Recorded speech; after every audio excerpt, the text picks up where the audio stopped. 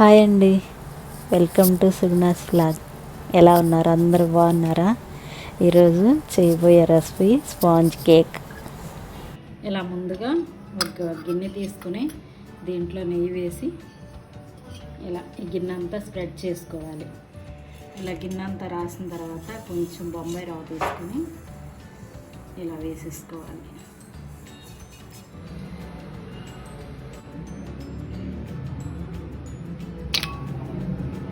Cooker తీసుకుని దాంట్లో ఎంత మందాన వేసుకోవాలి.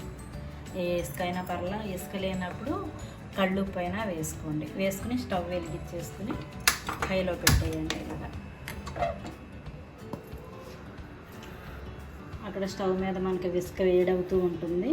ఈలోపు నెక్స్ట్ ప్రాసెస్లోకి వెళ్దాం. ముందుగా ఒక గ్లాస్ పంచదార తీసుకున్నాం.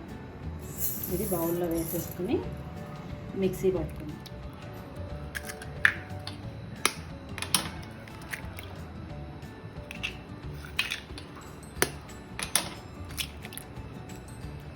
గిద్ద పంచదార తీసుకున్నాం కదా, అదే గిద్దతో సగం గిద్ద వరకు నెయ్యి తీసుకోవాలి.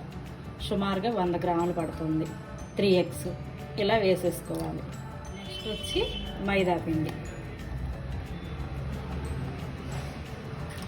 తర్వాత మనం మిల్క్లో చాక్లెట్ కలుపుకొని పెట్టుకున్నాం కదా, అది కూడా యాడ్ చేసేసుకున్నాం. ఇప్పుడు ఒక స్పూన్ వచ్చేమో 1 టేబుల్ స్పూన్ అంతా బేకింగ్ సోడా మళ్ళీ గ్రైండ్ చేసుకున్నాం. ఇలా వస్తుంది మనం గ్రైండ్ చేసుకున్నది.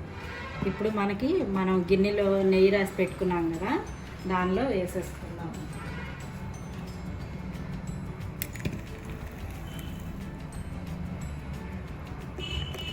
విజిల్ లేకోకుండా ఇలా పెట్టుకొని స్టవ్ని సిమ్లో పెట్టుకోవాలి. ఒక 1/2 hour సిమ్లో పెట్టి అలా వదిలేసేది. అయిపోయింది ఏం చూద్దాం. ఎంత బాగా వచ్చిందో పైకి అంటే అయిపోయింది.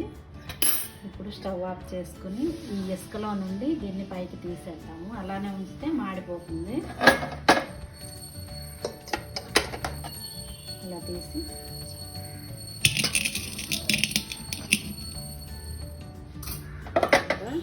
చల్లారిన తర్వాత చూసారా ఎంత బాగా వచ్చిందో స్పాంజ్ లాగా.